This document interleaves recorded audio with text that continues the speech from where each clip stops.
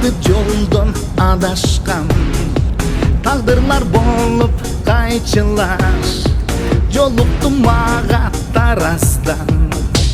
Керемет көзү дедим дароо эле өзү дедим сүйлөсө көкөнөт көңүлүмда бал ширин сөзү дедим. Казак кызаты сау эле мойнунда калып бар эле, ак окшош кызды таппай жүрөм тандап дагы эле.